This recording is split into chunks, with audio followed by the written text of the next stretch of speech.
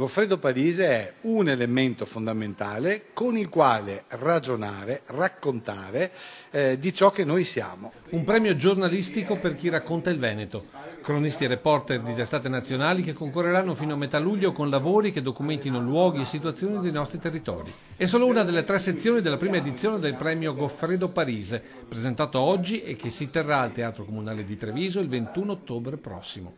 A decidere i lavori, in parte già giunti alla segreteria da tutta Italia, una giuria di altissimo livello. Di forti appeal, ci sono nomi prestigiosissimi. Il professor Cesare Di Michelis, presidente della giuria, il presidente del Touring Club italiano Franco Iseppi, Riccardo Iacona, Corrado Augias e Paolo Mieli.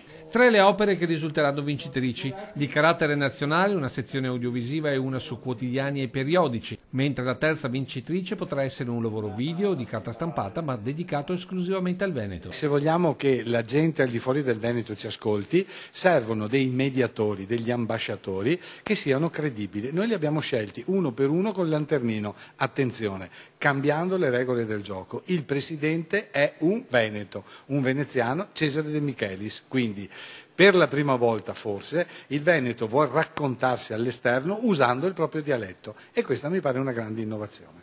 Presidente di giuria che ha le idee ben chiare sulla comunicazione. Questo è un premio Glocal e quindi riconosce l'esistenza della globalizzazione, quindi anche le radici uno se le può scegliere e costruire da sole e questo è molto importante perché se no la tradizione diventa una condanna.